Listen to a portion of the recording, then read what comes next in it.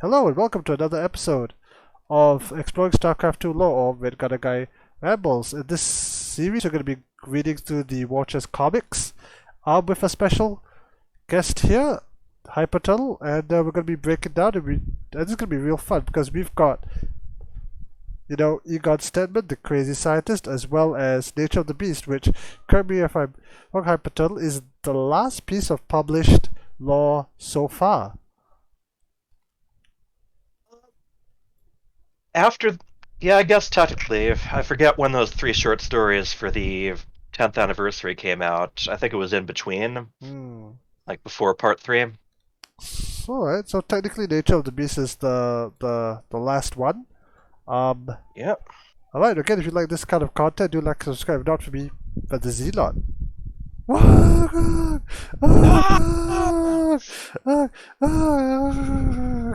Okay, well he's not very happy. He's not been able to watch a Protoss in the grand finals for a while, so that's unfortunate.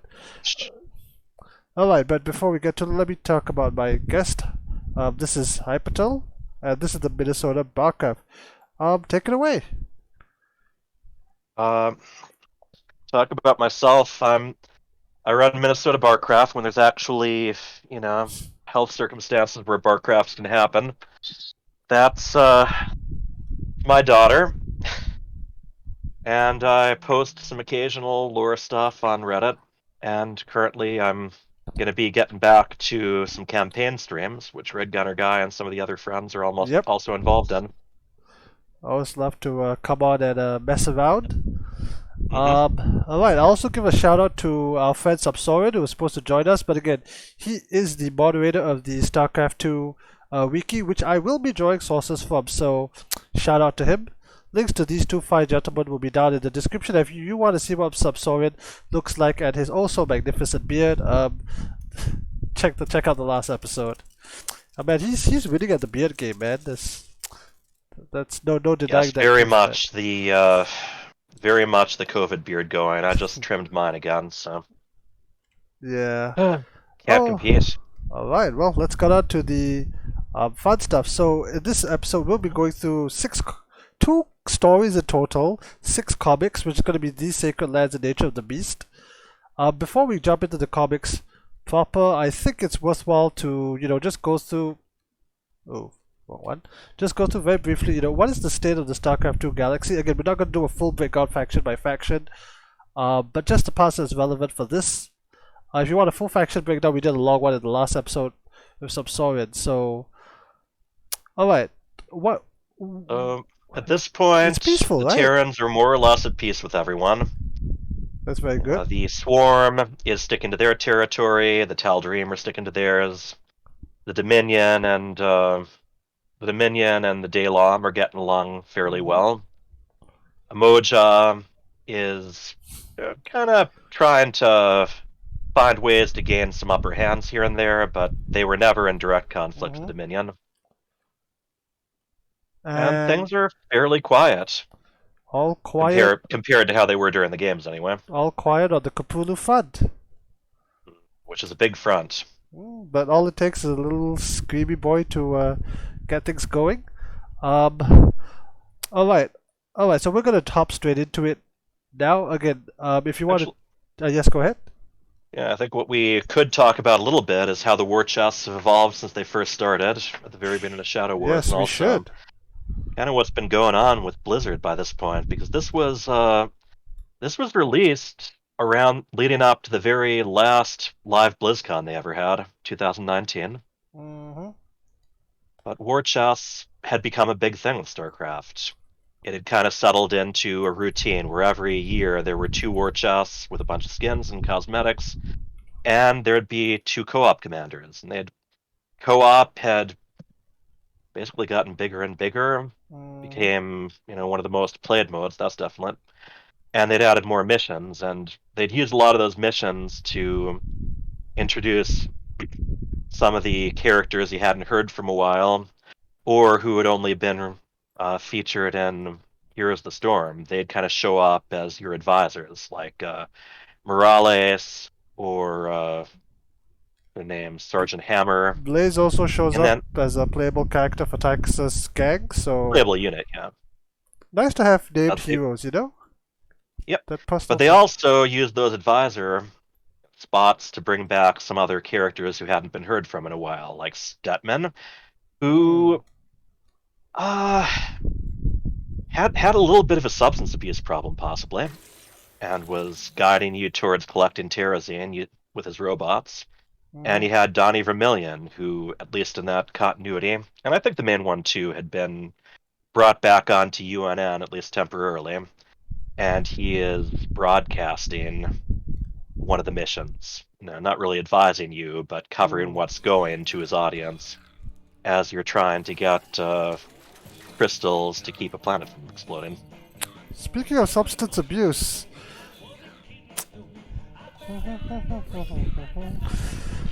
uh, Never learned multiplication when I was a kid in school. I never learned to read and write, but don't think I'm no fool. But please excuse me for scribbling. I can barely write my name.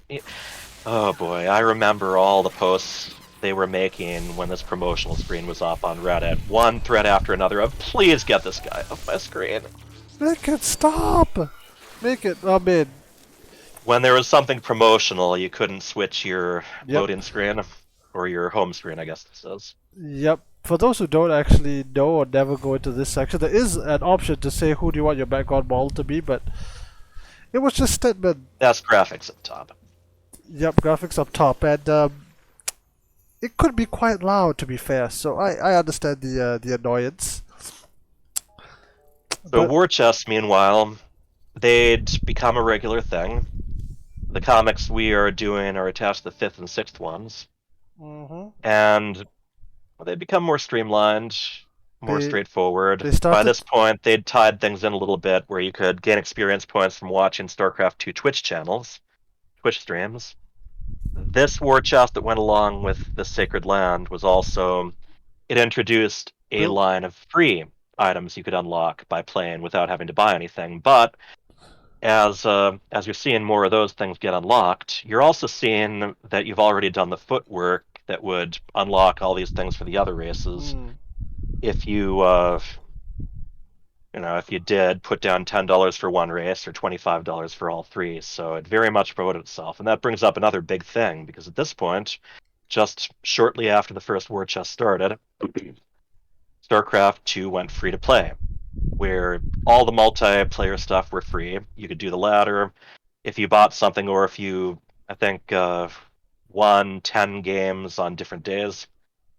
The co-op commanders, Raynor, Kerrigan, and Artanis had already been free Yep. completely, but they made it so all the non-free commanders, you could play them up to level 5 without having to pay, and the Wings of Liberty campaign was free too, so, Which, by the way, yeah. anyone watching should go and play. Give or take right now. Like after you finish eating, after you finish going to the toilet, it's free. What more do you want? Mm-hmm. Take Microsoft's money at this point. Well, coming up. Yep. And yeah, that, Microsoft brings up another thing where not not really that long after, you know, Mm-hmm. I mean, starting about 2 years, trying to think, but I guess sort of Mm-hmm. late 2018 was where it started, but Blizzard was on a bit of a decline. Yeah. Activision Blizzard had gotten in trouble with their shareholders because they weren't releasing enough new games, and so they started really leaning on the Blizzard side of things. Since Activision, you at least had a Call of Duty game every year, and Mm. then you also had King, which did those Candy Crush games. But uh, President Mike Morhaime, who was very heavily involved in the StarCraft games, he stepped down as president. They did all this reorganization. Allegedly the developers got a lot less of a voice on what they were doing. Financial was making a lot more decisions. And you got into BlizzCon 2018, a year before Nature of the Beast, as they were getting to part 3 of Shadow Wars. Mm-hmm. They had they announced Diablo Immortal with kind of a Oh ridiculous amount yeah. of fanfare, sort of for the sake of getting the shareholders excited, but the fans were not excited. Do you not have And it phones? yeah, it backfired. It probably wouldn't have been too bad if they'd also announced Diablo 4, but that wasn't ready for announcement. And Mm, even the developers knew this was going to happen too. And in the Diablo 3 forums, they even made a post basically saying, we know there's a lot of excitement, but we might not be the announcements you're expecting. So mm. they knew their fans. Not that long after the whole Diablo Immortal announcement, they closed down Heroes of the Storm esports and seriously Docked. cut back on that team so they could move people elsewhere. They had mass layoffs. I think 800 or like around 800 players, 800 employees between Blizzard, King, and Mm, Activision. Uh, there were some announced games that got canceled, and word of that, some unannounced games that got canceled, and word of that got leaked. And one of those was a Starcraft shooter game. And they were moving everything they could towards getting Overwatch 2 and Diablo 4 ready to announce. But before they could announce that, there was someone in an Asian Hearthstone tournament who did an on-screen protest about the Blitzchung China's actions it's towards Hong Kong, the Blitzchung and incident. immediately, huh? The Blitzchung incident. Yeah, yeah, that was the name of the player. And immediately, they one of the divisions of Blizzard Esports immediately like banned him, and just for the sake of it, banned both the people who were casting at the time. Hmm. And they started rolling that back a little bit as an overreaction, but leading to BlizzCon 2019, there was a lot of backlash. There were protests. People were using Mei from Hmm. Overwatch as a symbol of those protests. Yep. So Blizzard had, such a untouchable name. They were thought of as one of the greatest companies to work for or be a fan of. They put developers first, they put Hmm. players first. Not anymore, as far as public opinion went. And a lot of people who had previously made a lot of excuses for Blizzard because it was their dream job were Hmm. deciding maybe this isn't our dream job. And there were a lot of people, including quite a few involved with Starcraft, who were leaving or had already left. So that was the state of things now, and that brings us to the comics. Yep. I can't, not right now until I'm done with this. Yeah, you should see some of my latter games. Like, no, no, I'm defending a cannon rush. Please, please go play somewhere else. I think there's a place for that kind of a stream, but hey, as Artosis says, he's lost more ladder games to a baby being covered in vomit than to Protoss cheese. Although maybe depends on when. But yeah, It does. yeah. So the context going into a lot of these comics were, as HyperTurtle has put a lot of uncertainty because there's been a lot of turmoil at Blizzard Entertainment. As he mentioned, Mike Morheim had stepped down. He's now running Dreamhaven. A link should be down in the description unless I forget to put it there. Um, and yeah, so here's the thing. Like if you remember back in 2019, um, things were uncertain. Like nobody really knew what was happening on a wider company level. The esports scene, which we do love, was also in jeopardy. But we were still getting war chest. We were getting the building skins, which are pretty damn awesome. Things were still chugging along, and that was I guess, the context when the comics that we're going to be reviewing. And I think, towards the end of that, we'll be talking about what has happened since then, some unfortunate and maybe fortunate news, as well as a tiny glimpse of the future on this tab right here. That's. And one of the big things with BlizzCon 2019 was Tim Morton and the StarCraft team made a big push to have the Mm, World Championship Series finals be in the arena again, but that mm, also meant they had to share space and alternate with the Overwatch League. So yeah. there were some blessings and some curses there, but there were still pushes to try to get a little bit more spotlight on StarCraft. There was the deep mind thing where you had it tied up with Mm, some of the artificial learning with AlphaStar. But at BlizzCon 2019, there was very little mention of StarCraft 2, and even in the area, there were mm. some. Blizzard history stuff that Starcraft seemed to be left out of. So They had it. there was a lot to be skeptical about if you were a Starcraft fan. There was a lot to be skeptical about, but again, content was still being made. There were still active balance patches, um, which is kind of a saying something. I'm getting like, oh well, as bad as it was then is like compared to right now. Okay, all right, let's get into the comics, all good and proper. I think we've set the stage both in universe and out. All right, so These Sacred Lands by Robert Brooks, Carlos Rodriguez, and Andrew Dalhouse, creative Yeah, the consultants. script, art, and color, respectively. Mhm.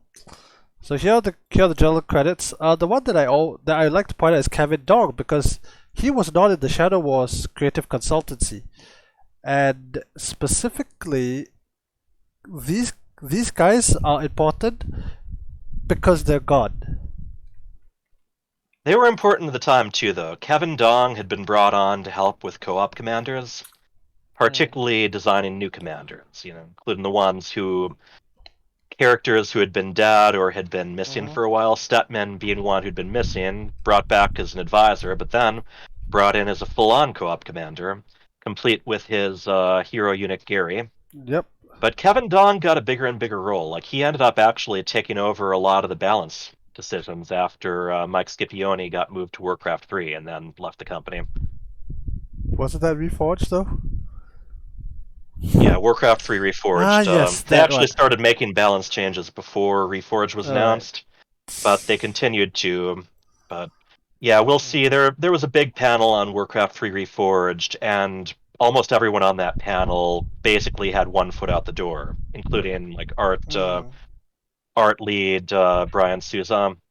They knew that Warcraft 3 was not on track to be released like Blizzard wanted it to be, and Yeah. yeah, when it did get released, it clearly wasn't ready. There were all kinds of features that they hadn't added to it. Well, They things had been so silent between mm. BlizzCon 2018 and 2019 about that game. Yeah, different sister universe, but still, that was a disaster. And once again, the developers knew it was going to be. Yeah, I mean, we could spend our entire time here talking about Warcraft 3 Yeah, let's get to the Reforged. cover. Yes. What I would do like to point out at this point is that at least for Kevin, for Ryan, they are at another company now called Frost Giant Studio, developing their Mhm. own real-time RTS. A link will be down in Yeah. the description for that. But Another important name with them is Ryan Shooter, who there he was is, involved with things like the user interfaces, especially. creator of Game Heart. Yep. Tim Yep. Morton, which was the director of StarCraft 2 Mhm. of at the time of the release of these comics. Is his name down here? His name is not here, interestingly enough. Um, He wasn't really involved with lore, whereas like Kevin mm, Dong, he was the guy who had been in charge of adapting these characters to co-op. yeah, so of course you're going to ask him, which is in part why I love this comic.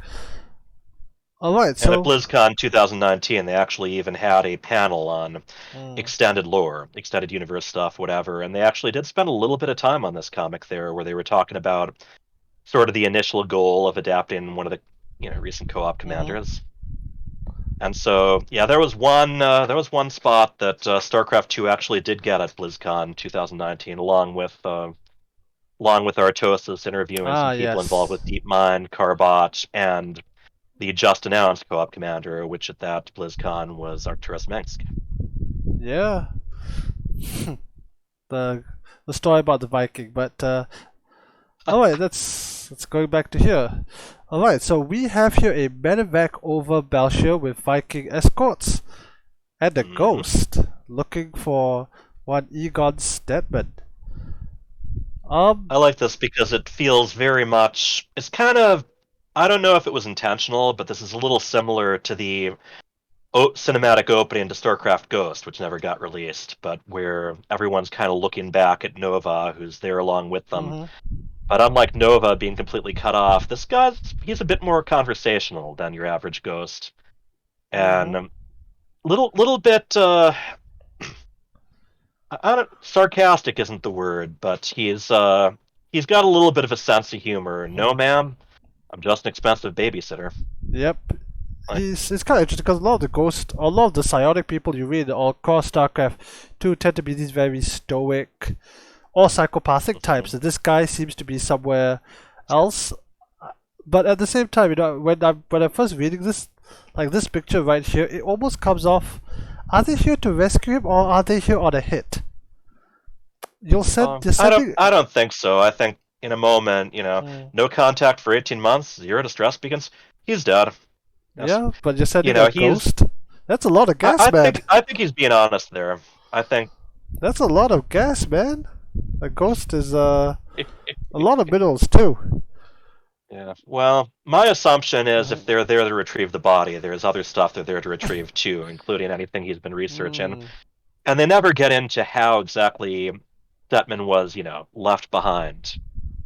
No. It's in co-op, he's Mm. mentioning that he was expecting to be picked up, but he wasn't. And between the isolation and the terrazine, he's having a bit of Well, personality change. we'll see. We'll see that. And then we have a firefight with four black-clad phoenixes. Phoenixes. And I was so excited when I saw this because the moment I saw these colors, the red and black, it's like these are Tal'Darim colors. Hmm. And Everyone loves the Tal'Darim. I remember like every time it's brought up on the StarCraft 2 Reddit, it's like everybody agrees Alarak is the most interesting Protoss at the moment, by far. And we will get to the Tal'Darim in a little bit once these Vikings get a shot out of the sky. The medevac makes it a bit. Alaric stood out so much from from the rest of the Legacy of the Void Mhm. cast, and he was such a great foil to Artanis, who came up. A lot of people called him Cringe Tanis in that campaign, Loco called it but grid status. yeah, So I mean, Alarak, he meets Artanis the first time. He's like, Artanis, Hierarch of the Daylon, leader of all free Protoss. I expected so much more. And Yep. you needed a character like that in Legacy of the Void. And I know that some people were assuming there'd be mission packs involving him or something. He Mm. did get out as a co-op commander, which was beautiful. There And was. his first ascendant, the next in line, Janara, Mhm. she got a role in Nova Covert Ops, and she also got to be the advisor on a co-op mission. Yep, that's the Chain of Ascension mission. If you're playing co-op, that's the annoying lady that bugs you throughout the whole thing. Which is actually kind of interesting because depending on which version, like, because the co-op commander, the announcer changed her lines, she comes off as either, she's whiny all the time, but the way she dies can be very different. From Mm. cursing you to basically screaming in fear. So, interesting characterization. Anyway, our three-man ghost team has landed safely on the planet. Can't say the same for the Well, they're not Vikings. all ghosts. Just one ghost, couple basic troops. Mhm. Wallace and Niemi, and they don't. It's interesting. They get names. The ghost is actually never named throughout the whole series, and Hence, also Wallace and Niemi. They don't get a lot of establishment other than the fact that they're just sort of following his lead. well, they're the Uber drivers who got dragged on this crazy mission. So, I guess that's us. Hmm.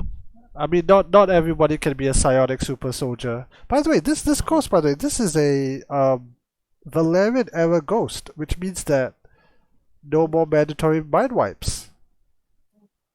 No, and I think that might be one of the reasons why this guy has a little bit more personal Hmm. expression. For context for people who don't know what we're talking about, and have not read too much lore, basically back in the old day, if you were a ghost, you were basically, again, happy to correct me if I'm wrong, you were basically taken as a child, trained to become this super assassin to take out targets. Um, the issue was that Megs never trusted any of them because they could take him out, and they tried to on a few occasions, the Spectres. And but when Valerian came and took over, he basically decided, hey, we're gonna have a more liberal program. We're gonna be a little bit more upfront. Ghosts are gonna be more widely accepted. It's not gonna be as much cloak and dagger. In fact, the guy before Octurus, the Confederacy of man, if you remember from Brood War, the ghosts were completely classified. No one knew they existed. So this is actually quite a change. This is like the next generation of ghost, isn't it? Yeah, I mean, and Ghost being an appropriate name. It's like, did people know if they were around or not? That kind of thing. Mm. Anyway, alright, so our team has landed and they come across this. Looks like a ghost academy actually. But I don't know. it's supposed to be a science lab, which actually has an in-game model. Okay. Yep, so they look around. Zerg are here too with it. And it's really interesting that he really calls out that there are no psionic signatures because a lot of the Zerg, they do have some level. Like the way the Zerg communicate is kind of true psionics, right? It's not Yeah, I mean, pheromones. they're tied together. It's a hierarchy of control as well, where you have a top person, Mm-hmm. kind of a top Zerg who, like a Cerebrid or a Brood Mother, who's laying out the overall commands, but then those commands kind of get designated and controlled more individually. Like the overlords and the are supposedly the Mm. ones basically controlling small groups like the current like the ones you just told to attack move, that kind of thing. Yeah, Whereas higher up it's just we need you to destroy these bases, whatever. that's the in-game reason why you need a certain number of overlords to, because you don't have enough overlords, you can't control an army beyond a certain size. Very good. I always love a good in-game. I love it when in-game mechanics can actually match law. But we have our superstar, Gary. What is that? Shut up! It hasn't killed us yet. That's the spirit. Like just lines like this is something that you wouldn't expect out of a psychopathic killer.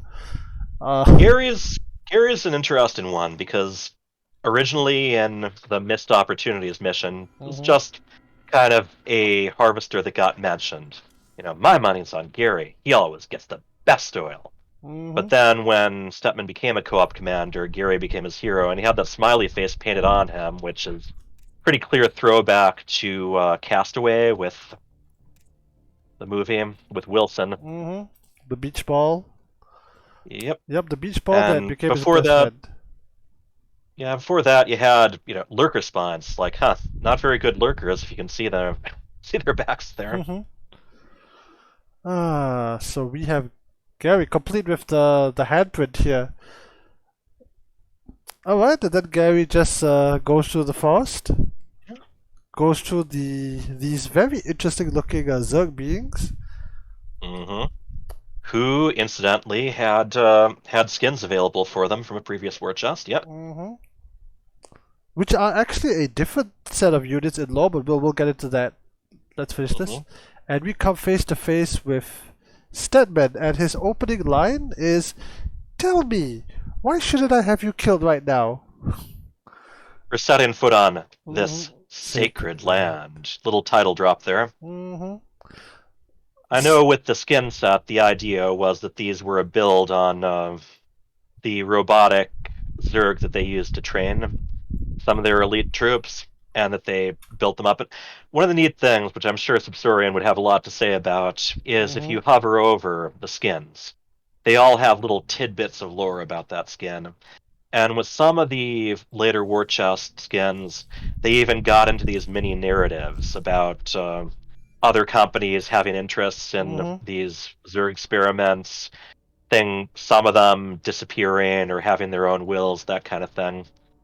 And when you get into the Ihan Re, Tirador, Mhm. and Cerberus skins, between the units and then the buildings, you even get kind of some mini plot arcs that you can Yep. kind of skim across and imagine and even act out for yourself in game.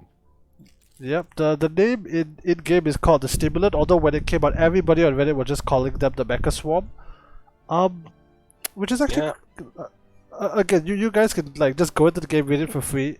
I'm just gonna read this small yeah, chunk. even if they're not unlocked. Yeah, even if they're not unlocked, like for the Ultralisk as a default, it says Ultralisk are legendary for their size and strength.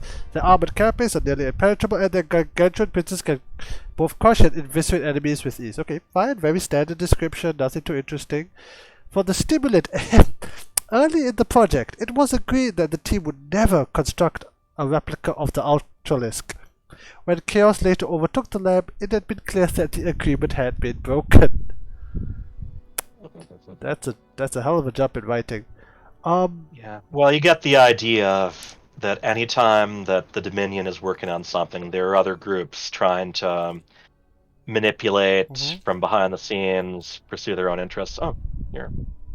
I'm not subscribed here. Let me, there we go. Yeah, so Go me. thank you.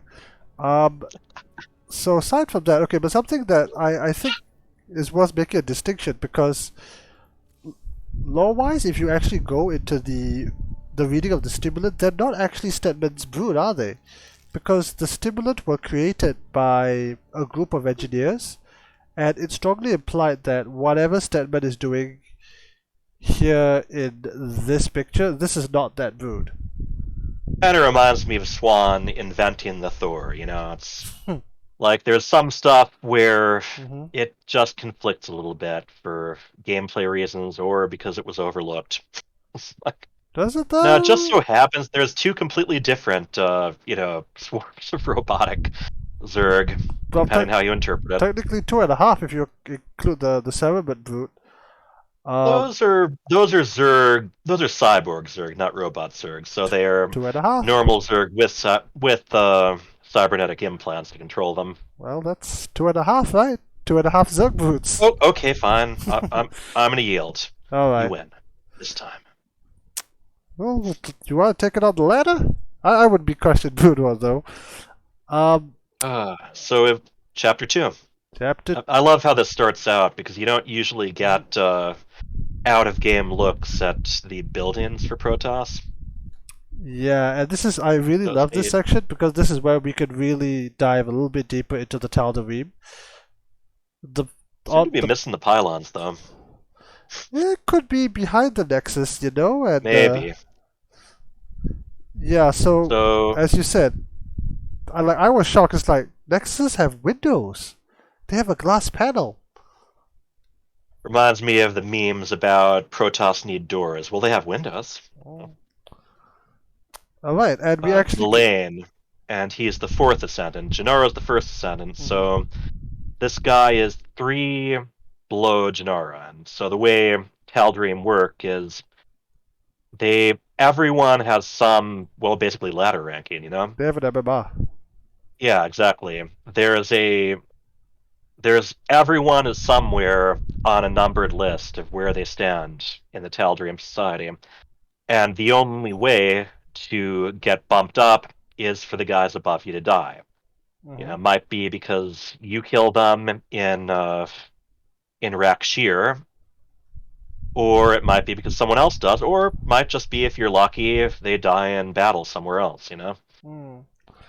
And And all of them there's a little bit of politics to play. a little There's a bit. wonderful, I believe, Robert Brooks, and maybe we should talk about him briefly, but he'd Sure. done previous short stories, not just for Starcraft, but also for Overwatch and Warcraft.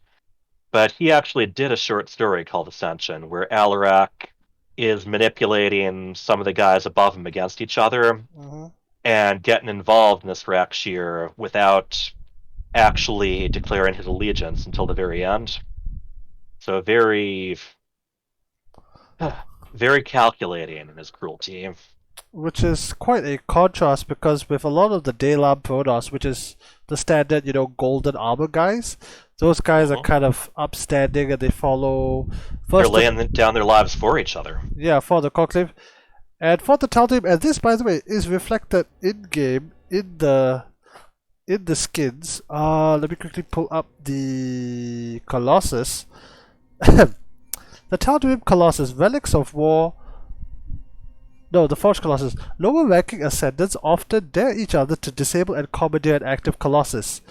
If one succeeds, the Tal'Darim gain a powerful war machine. If not, the rival ascendant has been eliminated. Hmm. Yeah, so Robert Brooks, and I checked up on this, he's Hmm. currently working for Gorilla, which is an What? Amsterdam based video game developer. They do the Horizon games and Oh. Killzone. So yeah, he was involved in a lot of the lore stuff. Bringing him up on the wiki, he wrote Ice House, which was a short story about Reapers. Which actually, now that I think about it, that was a short story that involved a bunch of robotics they were Mm. training against. Education of PFC Shane, where there was an infested Terran trying to figure out what was happening to him. Ascension, and then It Will This End in guy. Fire, which was the one where they were kind of a look back to Mm-hmm. to them coming up with the idea of the big arc ships, including the Spear of Adun. And he also was the main editor of the cinematic art of Starcraft, which came around like about a year before this comic. Mm. And of course, he wrote these Sacred Lands too. So yeah, So back to good that. guy. It does show that these are both the Mecha Swarm or Simulants, whatever you want to call them, Mm-hmm. and the Tal'Darim were stuff that he'd been involved with writing for before. And I love how Mullane, he's just as condescending as Alarak. Treaties. Bah. Hmm. They again, these guys have earned their rank, and if you've ever met really high up ladder players, some of them can be very smug about their position in life, you know. Hmm. And these guys, they breathe it. But the other important thing is that what these probes are carrying, these little square purple canisters of gas, which would come into play very Mm. shortly. So let's go into that very shortly. Terrazine being very heavily involved with the Tal'Darim. One of the early times that you meet them is when you're trying to harvest Terrazine that, is sacred to them. Right here, Yeah. right here on Balshir in the Wings of Liberty campaign. Hmm. So Belshir has a lot of history in the campaigns, that's for sure. It's nice to come back to tread familiar grounds until you become Star Wars and visit Tatooine every goddamn series. Marsara, Char, and Are you? yeah. Well, I mean, Ire definitely, but that's that's a focus on all kinds of different levels. Mm. And then I guess Core Hall. But yeah, you definitely have some. And in the original game, you'd stick around on one planet. In Brood War, there were a lot of existing planets they'd keep kind of jumping back to here and there too, like Tarsonis. So Yeah, yeah, we got Stepman and his and the people that have been brought to him, huh? and his own quote unquote people in the background. Alright. Hmm. And now he's questioning our ghost on whether or not he should. He calls himself the chief technology officer of Balshir. And I love that he thinks about it and decides that Servant obviously isn't that big of a name. Prophet, not a big enough name. Hmm. Chief Technology Officer. That's about as big of a name as you could possibly imagine. Yep, because he understands he's not the head honcho, but at the same time he knows he's kind of high up. Well, he considers technology to be pretty important. True. Yeah. And look at him with all those, I don't know, it's like purple veins or whatever, blood vessels. Whatever he's been smoking, but which we know what Huh? it is. It's terrazine. He could just like he keeps this guy quiet with just like one look. And this ghost, I love how he immediately realized the best thing to do is play along. And it's makes me think of, Hmm. I know people who have worked in different industries, and if you're dealing with someone who's clearly been brain damaged, it's good to take it into account. Try to speak and take into account the way they're seeing things. Don't be rude. The penalty for rudeness is death. It is. How would you like to die? It's like, It's like a uh, thumbs up. Starts petting the Zerglan. this is I love it. yeah. I love this entire comic because it starts off with Stedman giving you multiple choice, but also a used car salesman, and the scene ends with the ghost like cuddling up with the Zergling and the Zergling enjoying it. And these robot, yeah, they're very affectionate. Yeah, Yeah, then he has to ask like, what was I doing again? Killing one of you, all of you, all and of you. Yeah, he's. So it's a gambit and it's mhm. working, and this ghost is turning to This to the other troops. It's like, Yeah. Nah. As long as Ensign Wallace and Captain Yemi remember that Belshir's chief technology officer can read your every thought, I think we'll stay good friends. It's not so subtle hint Hmm. about how they should, not just be addressing him, but also where their thoughts should be right now. Yeah.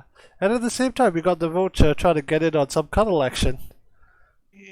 So we have the threat of murder coupled with the enforcement of that threat, coupled with a Zergling getting a belly rub. Good stuff. Yes, Good stuff. indeed. And you get a bit of origin story here Yep. about how it got to this point. So we have our nice young-eyed PhD scientist, student scientist being dropped off on assignment. Um, So he's named as kind of a parody of Egon Spangler from Ghostbusters. Yes. A little bit of similar, thin glasses, but he was always sort of an ultra nerd. He was always very intimidated by the other characters in Wings of Liberty. Very excitable. smart And too. yeah, very smart, but maybe not the best socially. Yeah, it's No. like Uh, you know, Again, if you have their research. StarCraft 2, go and play the Wings of Liberty campaign. Spoiler alert, he's there. Go and talk to him. Go and experience what we're Yeah. talking about firsthand. And then Rainer, just don't blow up the ship, all right, Stepman? he writes these wonderful little reports saying that, this Protoss thing is giving us energy. I'm not going to tell Swan because he'll probably just kick it out the airlock and maybe then me. So, Yeah, but he's. he was pretty easily bullied then, but Mm, now he's on top of things. Got this Terrazine gas, and he's serving, worshiping Balshir, the planet, and he's where this Terrazine is coming from. Now, Terrazine is supposed to have some connection to the Void, where the Xel'Naga come from. And for the Tal'Darim, when they're under the influence of Terrazine, that's when they were more connected to Amon when they communicate with them, but it will also give them a little bit of a high, like, in my mind, I have already struck the killing blow 100 different ways. yeah. There's a real ecstasy to it. They're called, well, High Templar. Literally high. Oh, I see. Yep. And Now, as far as psionics went, and we covered this a little last time, will become Terrazine was heavily involved with the creation of the Spectres, basically breaking them free of the control they were under as ghosts, giving them some additional heightened powers. One of the really big things that got into in the novels was, well, actually, even Nova Covert Ops, is that could remove memory erasing. It could restore memories that had been artificially removed. really powerful stuff. Very. And yeah, even But it'll also bring out these eccentricities with these people. Like Tosh kind of got into his voodoo roots a little bit, carrying a voodoo doll around, seeing visions of his grandmother. It definitely can it make could you lose touch with reality it a could little bit. it could And mess you up. the go ahead. No, it could really mess you up, which is quite interesting because we have both we see the effects both on humans in this case, but also how another alien race, in this case the Tal'Darim, who are already a bunch of psychopaths, Hmm? by culture, by the way. Again, if your entire life was revolved around the ladder, you could get very salty and very psychopathic quickly. I shall Yes, not name names indeed. from this point on.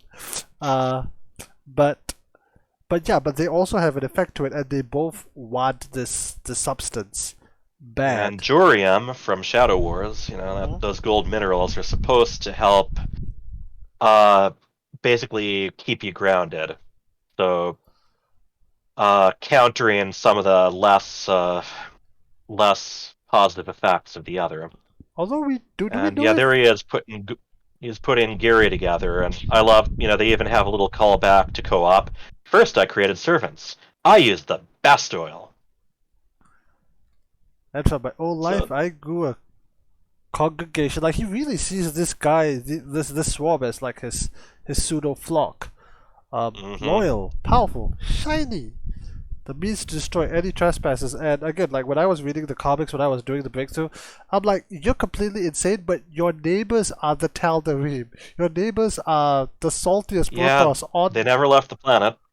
Yeah, they never left the planet. These are the saltiest Protoss in the lore.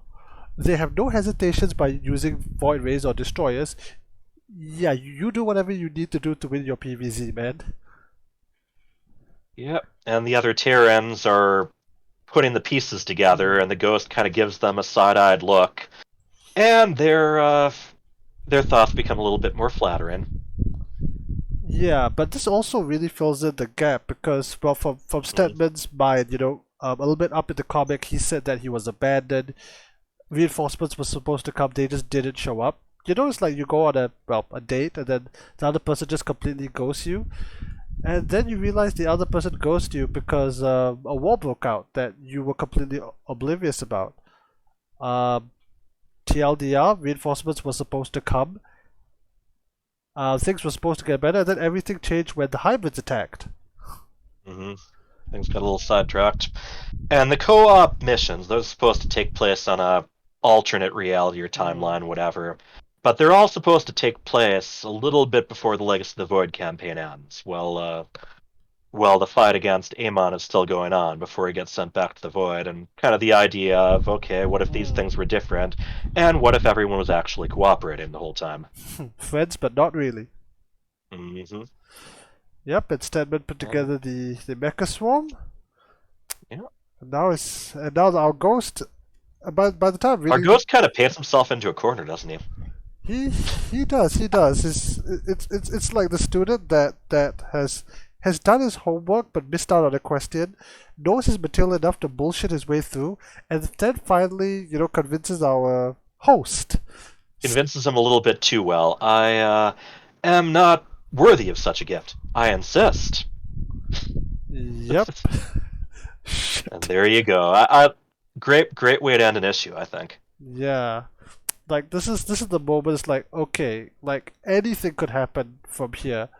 Um, hmm he could Of die. course, though, it's just a three. Turned out it was just a three-chapter comic, so things had to be wrapped up fairly quickly. Mm.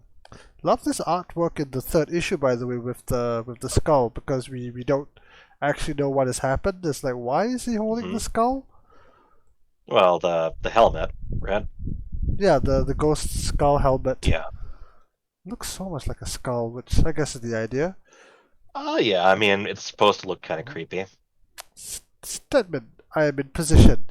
Excellent. These Protoss shall die. He's so enthusiastic about murder nowadays. Yeah. Ah. And throughout this issue, the ghost seems to be having more fun than he was before, too. hmm Look, they see Joking us around a coming. lot more.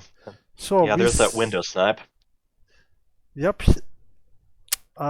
Which is quite interesting. Like, oh man, if this could happen in game, hmm I wish Yeah, they. in game it doesn't even let you use snipe Yeah. against a build-in. I wish that was in an April Fool's patch. I really do. Mm. Ghost can now snipe. Com- Mm. can now snipe. EMP is pretty nice against next eye. Oh You know. yes, still used at the pro level.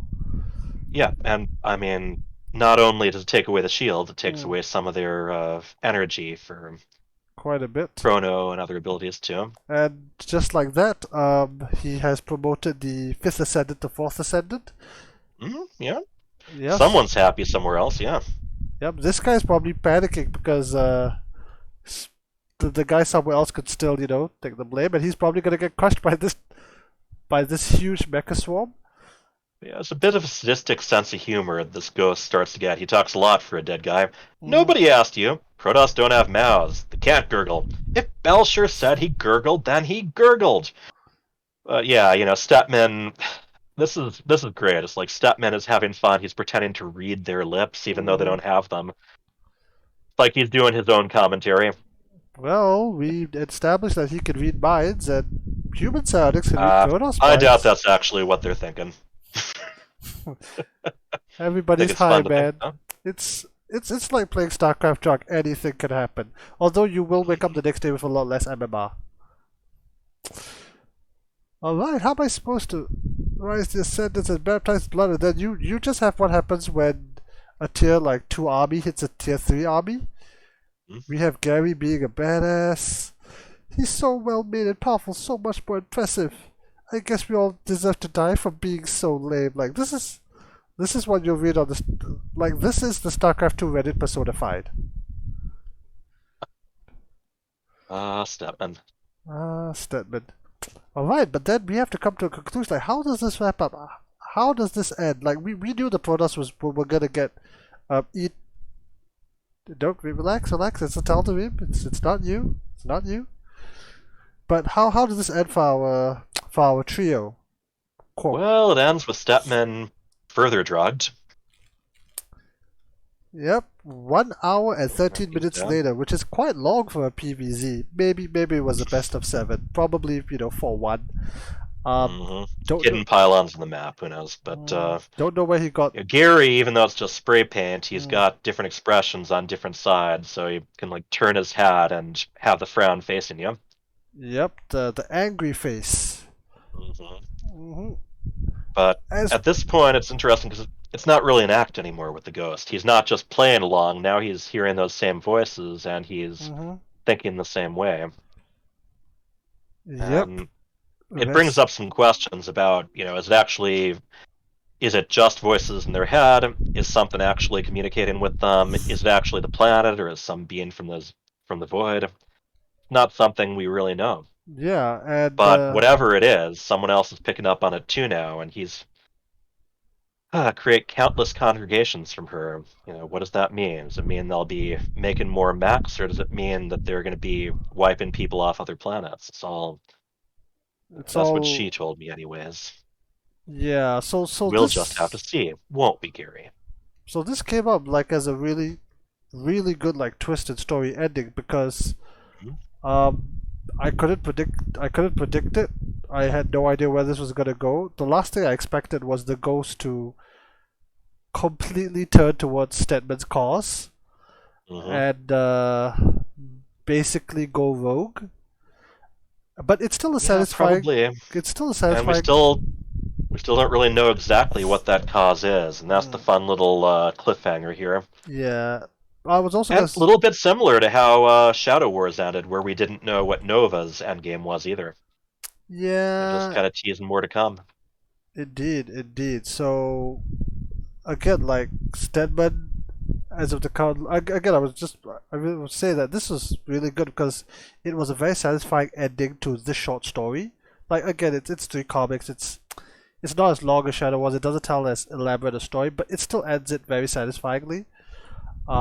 But you're right. We're now in a state where you have Gary, which is no slouch. This guy could take on an Ultra in co-op at least with a Ghost and Stedman. That's a lot of firepower, a lot of psionics, and yeah,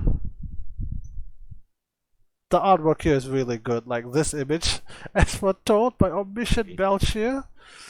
Oh, so good, so good. Ah. Lovely mushroom cloud too, yeah.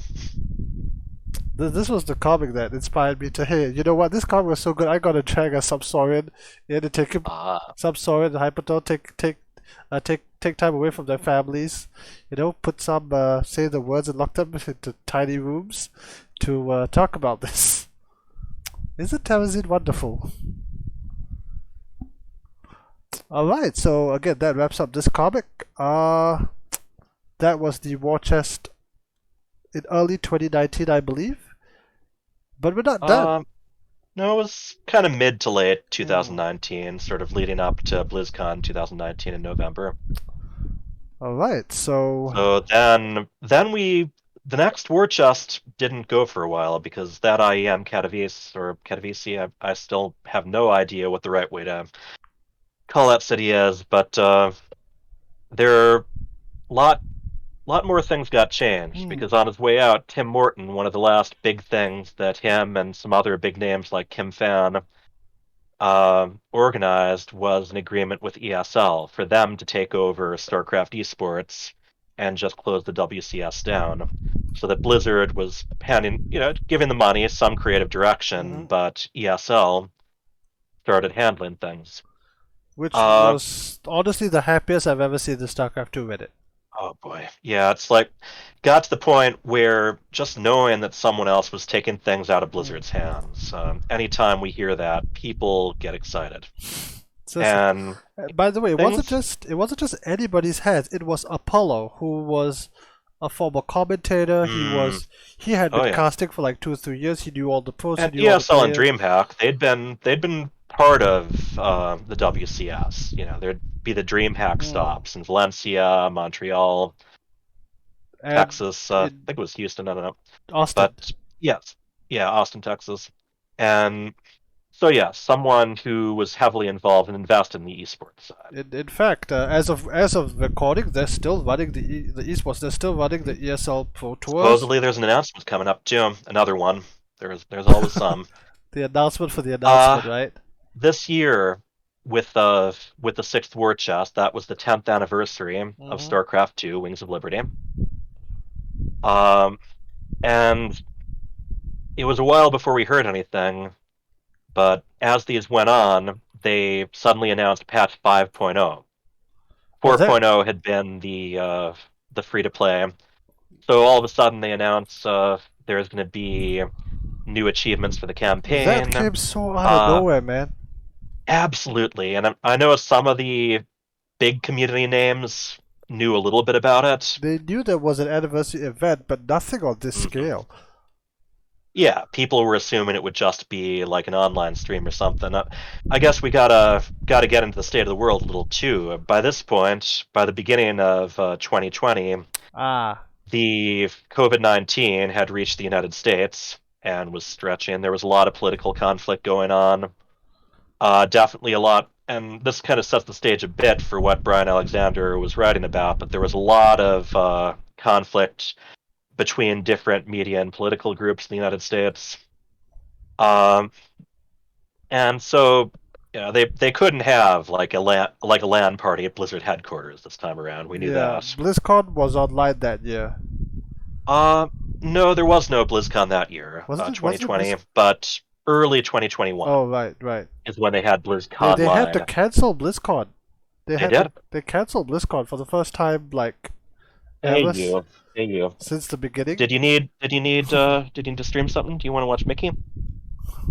Okay, here. So while he takes care of the drop, yeah, like again, this came out of nowhere. It was the again StarCraft came out in 2010, so this was the 10-year anniversary. Um, Let me just scroll down. General and countdown time.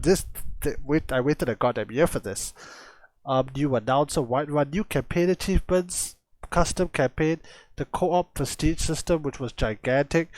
Um, A there were huge overhaul of the editor, like basically making it more user a friendly, massive. adding all of these crosses that were mostly for Warcraft Mm, 3 games like inventory, day-night cycles, formations, brand new mutators in leveling, co-op. A massive 15 balance. different terrain levels, countdowns, being able to choose the region in the match lobby. Still scrolling down, man. Prestiges were a big one. I'm only halfway through unlocking all of those, but alternate setups for the different co-op commanders. And the other thing they set up, they're trying to figure out what to do. What's the war chest supposed to fund if there's no more WCS? So they Mm. had Wardy get a bunch of casters in, have them draft professional players, and do a whole team league. Which was quite fun, I And remember. yeah, and whichever two teams were playing, the two casters who had drafted those teams would be the Mm. ones commentating. It was a lot of fun, and Wardy just set up a Kickstarter for sort of a follow up of that along the same lines. So yeah, this is big. And then just a little bit after that, By Tim Morton on his way out, he by set up the by the way, whole ESL Pro Tour. On their way out, Kevin Dong and Ryan Shooter side note, basically set up this side note, a patch. link to Wardy's Twitter will be down in the description. I don't know if the funding is still ongoing, but go and support the guy. It is.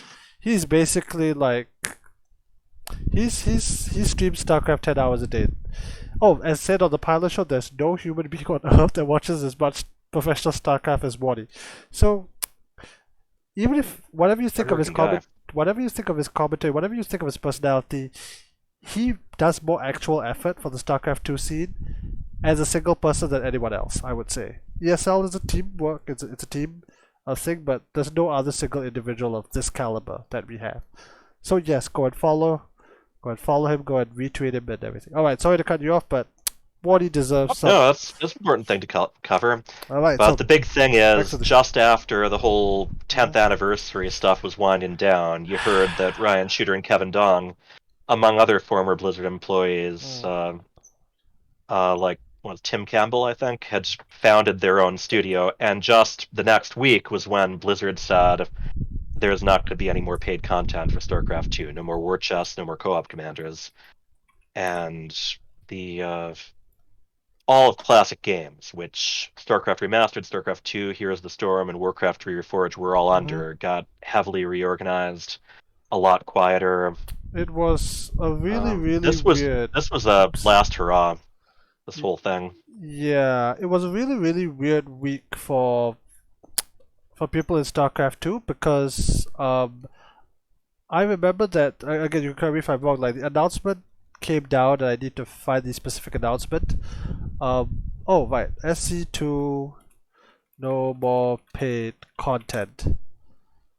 Yeah, so they announced that they're ceasing paid content the day after or within 2 days of each other. Force Giant Studios was announced. And what I got reading Yeah, in I think between the lines is that the entire StarCraft 2 team basically left. the the big people in charge of its direction had, and Tim Morton had already left early Mm, in the year, but there wasn't a lot more leadership, and it's hard to tell exactly what the train of thought was, mm, whether they had to decide whether to replace them or how to go about it, or whether to just mm. stop, or whether this was something that was already they'd already been thinking about for a while anyway. But Tim Morton had very much been the person who was pushing to keep StarCraft 2 supported, and the war chests and co-op commanders gave it the money to do that. Yeah, I mean, it was one way to convince the shareholders and his high ups that hey, we can make money, people are I loyal, all that too. I don't think the shareholders even had heard word of StarCraft much. They left it out of almost every quarterly Oh yeah, call, but it was a question of it was making sure that it made enough money so that we. whatever funding they needed came from the profits that had been directly tied to the games. They didn't have to justify I themselves. mean, the War Chest Team League was a prize pool of $100,000 that was funded entirely through the last War Chest. So Yeah, kudos. the idea was like 25% of profits from war chests went towards esports, and leftover ones were given to community events, things like that. Future events they said, which to be very fair to Blizzard, they did put in $2.3 million to ESL in the aforementioned deal. So esports is still ongoing. We're still getting great games. Cyril is still winning everything.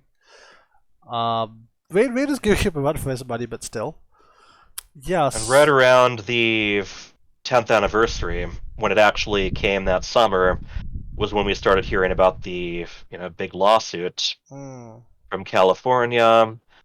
A lot of stories about just how bad things had been in like the World of Warcraft and BattleNet development groups. This was it was a painful year. I mean, if you were following closely, mm, but you did have this, and interesting thing, like Brian Alexander, the author of the Nature of the Beast comics, by the time the first issue came out, he'd already left Blizzard. Apparently, he hadn't done a lot of other stuff with StarCraft, but he mm, was involved with the quote unquote world building. So, some of the universe lore stuff for yep. Ares, the first person shooter for StarCraft that got canceled before it was actually announced. He's a freelance developer right now.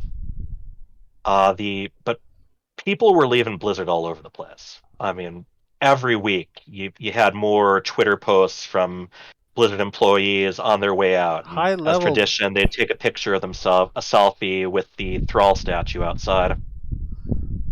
And again, we're not talking minor people. We're talking development leads. We're talking people supposed to be leading projects. People that have been there for quite a while. Law Like people, aside from writers. Mike Morheim, Dreamhaven was founded by who was it? Dustin Browder, who was Mm. the lead guy in the early development of StarCraft 2 and Here's the Storm. Chris Siggety, who was one of the vice presidents and had been involved in a lot of the RTS stuff. And it just kept going. And one of the things I noticed was within some months of the announcement about StarCraft 2, which also they didn't mention the other 3 classic game titles, but it was very clear that those got cut back too. But Rob Breidenbecker, one of the vice presidents who was overseeing classic games, within a few months of that announcement, he'd left too.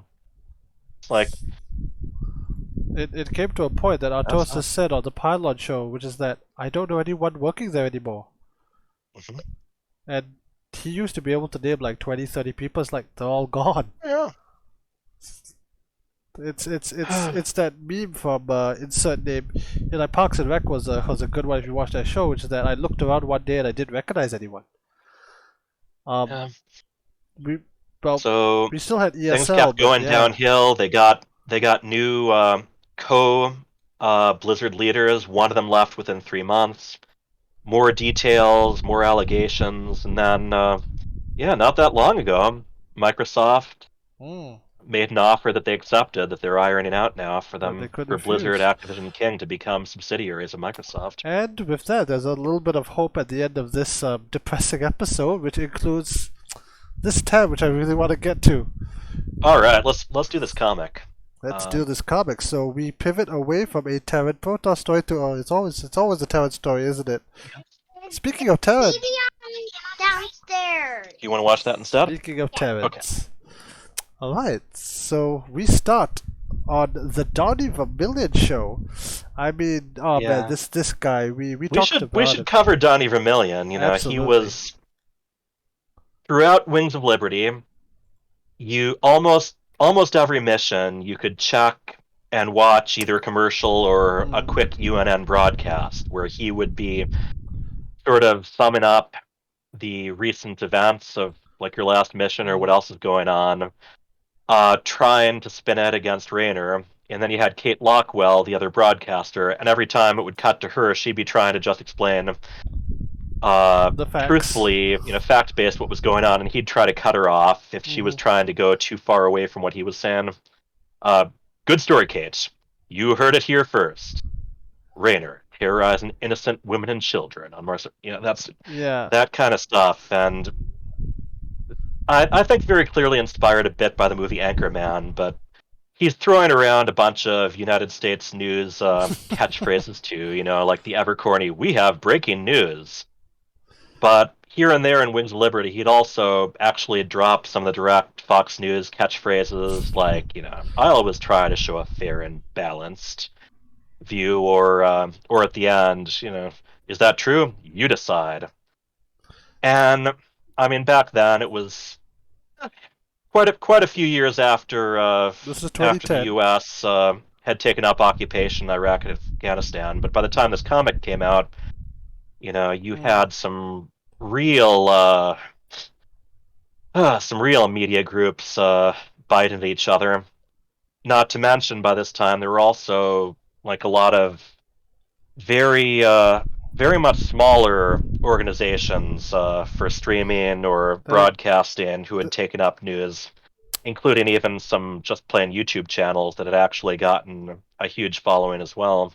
with a lot less So moderation, a lot less need to conform on those smaller platforms, which led yeah, to less need to conform, and Phrygia. I think less of a push from the viewers to correct stuff that got disproven. Hmm. They wanted to hear what they wanted to hear, I mean, in and so this, there's some social commentary about the state of the media and if you at the read time. this whatever he's saying here, Emperor Valerius' laissez-faire attitude has allowed many terrorists to move, including Nova Terran.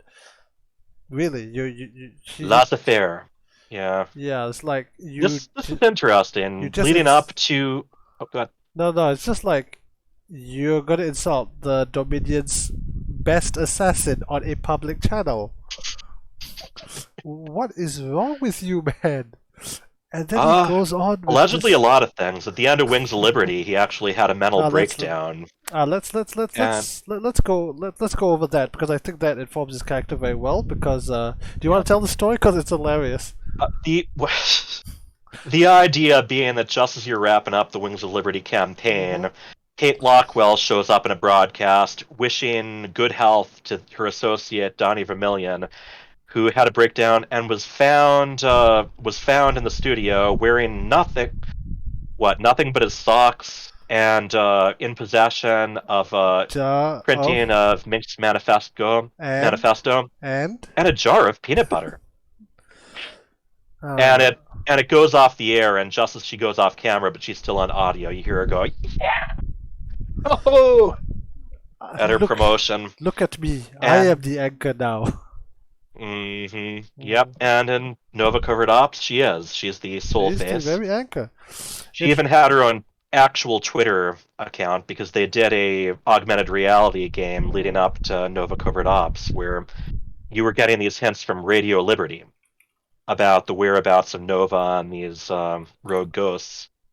And there was something that they put on that Donnie Vermillion had come back to UN on, I think leading up to the Vermilion Problem co-op mission. yep, he's But back. at this point, clearly it didn't last long. Yeah, even in that mission, you can clear that he was demoted from like head anchor to Mhm. a normal reporter, Yep. which was perfectly fine for that mission, which I don't even like that much. Oh, well, we Mhm. could spend a lot of time talking about these core missions, but yeah, Yeah. so he So came back. his Something sources must actually be decent something, though, because he knows that she was involved mm, with killing but Captain Hogarth. something I'd like to point out, which is that Yeah. what actually led to that breakdown was again, the fighting. Like that's all hilarious. Like in your apartment, nothing but your socks and peanut butter, and he suffered that breakdown because he realized that Octavius Meggs, the leader that he had been praising for 40 minutes of in-game cutscenes, had caused the death of his brother because Octavius Meggs unleashed the Zerg on Tarsonis, where was it Tarsonis? New Gettysburg. Yep, Tarsonis, the old Yeah, Confederate capital. Tarsonis, New Gettysburg, and his brother was killed. Yeah, and in That's game, I mean, it's possible to skip those missions, but I believe in that case you absolutely should it'll not. still do that. You But abs that's the canon. you absolutely should not. Those missions are awesome. You Yep. got a lot of Tychus. You get to drive the Oh, Odin, man. Tychus. You get to drive the Odin. That is a fun mission. But anyway, so we have Yeah. Donnie So Vermillion. he does have some pretty good sources because he Hmm. knows that Nova was involved. That probably isn't common knowledge. At the same time, he still doesn't know like what actually happened Yep. with Arcturus Mink's death. It doesn't seem. And it's quite interesting because this is the exact same portrait that you'll get in the in-game cinematic. Very nicely cartooned here. Hmm. Yep. And then he goes Donnie Vermillion signing off. Sniff. And then And you see what's actually going on without the green screen, huh? yep, he still has his peanut butter. He He still is in does. his socks. And The Scotty manif- Bulger's number 8, of course. A picture of him shaking hands with Minx behind him. He's Mhm. got a cat named after Arcturus Minx's father, Augustus Minx. Whom Octavius didn't even like that much. No, but he's still the death of him still drove Uh, Arcturus pretty heavily. The the whole thing in Ascension in co-op, there's these emotes and sprays you can mm. unlock through Ascension. One of them is Donnie's peanut butter, and the very very highest, going back to the previous comic, is Breaking Sad, which is a spray of statmen affected by terrazine. So I'll pull some there. of it's iconic. Still there, still there. And yep, and being the good You have one jour- message. journalist, YouTuber, VTuber, He's Kapuna still tuber. something because obviously some people still watch him. It turns out that this some people that said some person is literally a trucker. Yeah, basically, and one of But the great things here is that ship he's on. I really talk about this That's here space basically the boat. scavenger ship that got cut from the original Starcraft game, but was still used in the opening and also in the Terran Ending cinematic. If you guys want to see the ship, tune into well, HyperTurtle's YouTube channel. Yep, That's when you're counterfeit gonna penny. counterfeit penny. You're gonna be seeing a lot of this ship for quite a bit, and it was a really nice throwback. So we have We have Donnie meeting his fan. yeah, reading is his greatest fan. And there's like Donnie's like this skull. Like what's the story behind this? We get to find out. But to be very fair, like this guy has seen some things. Like not everybody Yeah, has a this guy hasn't just been watching TV. This guy's been in the thick of it, not and many he's people got own. he's got at least one skull from each race too. That's a very good ladder record. If you could take on all three races and still survive. Hmm. Oh, here's the example. It said, back during the war, my bleeding heart CEO pulled me and tore for reckless aggression. Said I enjoy killing aliens too much. Can you believe that? After getting a void ray cheese enough times, yes. Yeah. Okay, and then he tells Vermilla, you know what? You know, I believed in you. You inspired me to do great things. So what did you do? I put a couple of slugs in my CO. Problem solved. It's like Uh-huh. so matter That's of fact. heartwarming to hear. Yep, heartwarming So and when I was looking at this, I was thinking of an old sort of parody documentary that Weird Al did years ago on the Disney Channel, where he was, and one of the gags he did was he's signing autographs, and this massive guy comes up to the table and says he's his biggest fan. You know, without you, I wouldn't have done nothing with my life. You know why? Because I got the message, man. I played Eat It backwards, man. Now I know we're all gonna eat it. When the snakes rise up, man. But you know, it goes beyond that. It's like this is the kind of guy he's inspiring. mm-hmm. And well, Donnie has definitely never seen the front lines. This guy has, and he's been following the same philosophy while doing it. Yep. Well, they're both still here on this spaceboat, so guess it's been working out up until this panel. Let's see. Let's take a look at the next panel. And I loved like again, like whoever did this comic had like a deep love of lore, a deep love of like Deep callback. level of appreciation for the original StarCraft, because those satellites are from the original StarCraft menu. Yep. Again, go see Counterfeit Penny's HyperTurtle's here stream. You'll see this every time for the next few weeks, for the next few episodes. And okay, so they found some Zerg on a city. That's not entirely unusual. And then we get to see this, which just blew my mind. Like, wait, they can shoot. They're armed. Oh yeah, and it's very telling. You know, you wanted a story, didn't you? I'm not ready to die for it, and that informs a lot about where Donnie is with with what he's preaching, but maybe not practicing. Yeah, he was saying that Arcturus is Arcturus, Valerian is bleeding. How we should do this? We should do this. We should this. Mm-hmm. And then the truck is like, "Quick, get on the turret and shoot! Damn it!" Mm-hmm. And then yeah, it's an escape pod. Yep. Change the story. I'll draw their fire. Make all Arcturus proud, which is clearly referring to Arcturus Megsk, the overthrown dictator.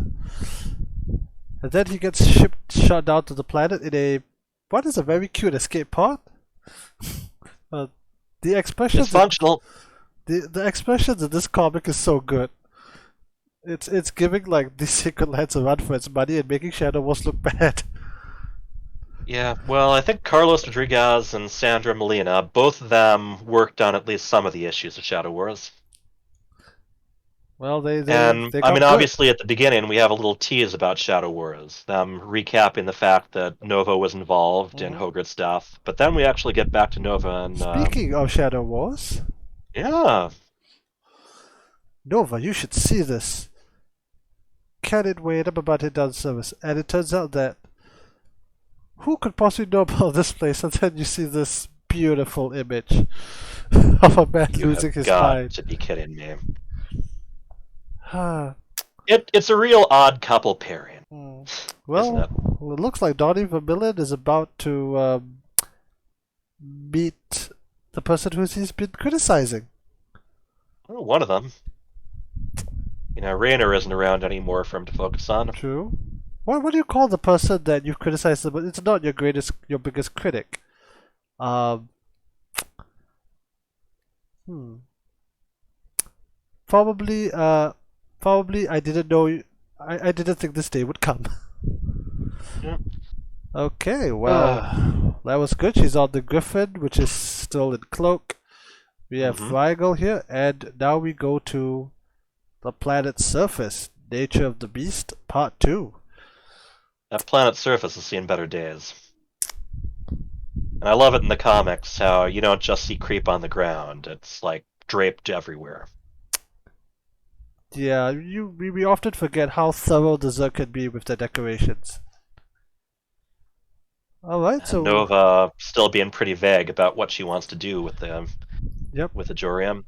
And this is where we get a cue, because again, if you watched our Shadow Wars, it wasn't obvious at the time, but it is in retrospect. Because again, in Shadow Wars, we got the viewpoint of Elms, who was just trying to get rid of the Jorium while making some money.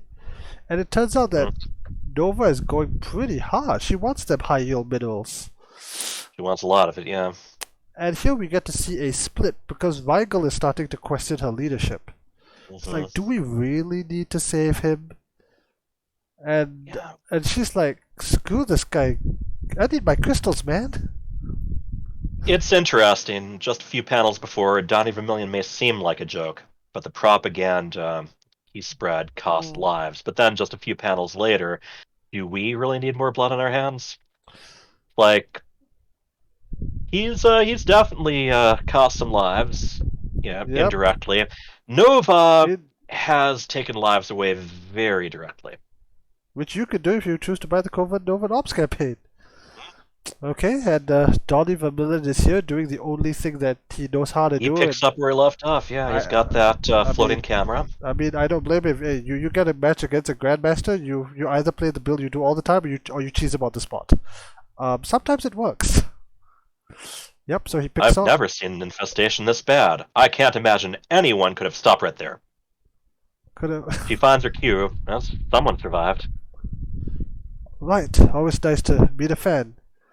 My name is Evelyn Yu and her son Young Ho, which are, correct me if I'm wrong, the first confirmed Asian characters in Starcraft 2. There's a young. In I Minsk, I think there was a sort of a samurai trainer style guy. There was the Japanese-ish guy. Yeah, and we've had some sort of Asian-ish, like in Shadow Wars, there was that lady whose last name was Young. Yes, although she looked, maybe didn't look that Asian. Yeah, I mean, they definitely go right into it. Something that I've always been kind of surprised at, that Overwatch had a Korean character before Starcraft did. Yep, despite that you'd considering how much the esports side of thing panders to that market, in-game, they haven't really that much. Not at all. Like, when I read this, like, Jung Ho, the way that the dash was placed, like, this is, to me, like, this is a Korean name. Okay, Evelyn Yo, yeah, you have your standard, as we say here in this part of Asia, like, your Christian name or your English name. Jin Ho, especially the way this dash is placed, is very Korean. And I was like, oh, okay, it only took you how many years to actually introduce a confirmed, like, Asian character? Yeah. But she's shielding her child there, and I like they've got a little bit of motion symbols there. The gun is shaky. Yep. Yeah, she's got some nerves. I understand you said there's no need for drastic measures, and you have this very almost, well, correct me if I'm wrong, very Christian image of Megs, the way he's portrayed, the halo around his time, right between them. Head, him and his sword with the wolf handle, which is also the cover for iMegsk. Yeah, very, very Messiah, Hmm. and him, how dare you? I never lie. Hmm. So, I don't know. We'll leave it at that. I'm not going to judge him. Are you? Hmm. Well, he can be correct because a lie predicates an understanding of reality, and reality is quite Yeah. bendable. And there's also the whole thing. There's something that a lot of Hmm. this come falls back on. I'm just reporting on something I heard, Yeah. and that's an argument that gets brought up here and there. And then very suddenly we see that he actually has a spine because he pushes Evelyn Yo and makes a run for Uh, it, but away from a He's Hydra. I think they were in his way. It's just shoves them both and runs. Yeah. Yeah, so I want to go home. I want to go home. uh, he was about to be eaten by a Hydralisk, so I don't blame the poor man. Kind of purplish blood, a lot like the Protoss in Shadow Hmm. Wars. What are you doing here? Erase those last 2 minutes of footage, please. Like, that is his first reaction. It's not Oh thank yeah. you, it's not, I try to explain, it's not maybe he's already, relieved his bowels, but his first instruction, his first real instruction is, let me Yeah, make sure let's my footage is intact. quite the heroic Mm. you know, down quite the heroic image of Nova standing above them too, with Mm. her feet half on the Zerg. Her But shotgun in hand, oh, absolutely, the sky behind her, the Hellfire hair shotgun. flowing in the wind, Hmm. and Evelyn turns out has a really good right hand. Mm. He does remember their names immediately. Evelyn, Young Ho. See, I knew you'd make it out. Well, he didn't lie. I don't know if he knew they'd make it out. Still technically correct. That's all you need to do. That's all you need to be in Uh court, huh. right? Technically correct. Okay, but we're not lawyers. Uh-huh. Alright. Not to sound okay, so now they're chilling at the park. Um Mm-hmm. Tell us what Some happened. more flashbacks. Yep. You have Maurice facing an Ultralisk again, which as much as I want to make Doesn't always go well. as much as I want to make fun of this, I found myself in this position more times than I found Oh myself in this position. boy. I think it's a really great contrast. They don't specifically zoom in on, but it's there. Immediately, Rigel is offering them some food, whereas Nova, the moment that she's offering help, she's demanding information. Hmm. Good cop, She bad wants cop, something in return right or away. good cop, bad cop, or good person, bad person at this point. A little. I mean, their priorities are a little different, that's for sure. And once she hears like Jodium Refinery, like this is maybe this is because we just read this sacred land that was centered around addiction and snorting the purple gas. Mm, She's like a Jodium Refinery in nice big bold letters, you know. that's Like interesting because we usually associate Terran refineries with gas, not minerals. But there you go. yeah, they do exist, just not on the battlefield. I love the creep tendrils too. You got it hanging on a vulture, all over a swing set and a merry-go-round. Yep, it's all over the place, and they want to have a It word. reminds me of the opening of Terminator 2 Judgment Day, where you kind of have the swing set left there. That survived the nukes, but yeah, and now we have a real argument between two people who we last saw very much on the same page, now completely split down the middle of the panel. Um, Yeah, and we I did. like the whole. She's bringing up the intel this woman has might save thousands of lives. It's for the greater good. We still don't really know how getting all the Jorium onto Mhm. Nova's ship is supposed to help, but it's kind of inching towards there. We at least know that she wants to keep it out of other people's hands anyway. Of course, the only way that we're gonna be able to control people from doing the wrong thing is we're gonna control them. Banks would be proud. He'd I he'd think he'd, he'd shoot you, but he'd be proud. previously in StarCraft, Previously on a lot of the Starcraft. time we have like the angel on the shoulder thing. Like Matt Horner has played that role quite a few times, both to Raynor and to Valerian Minsk.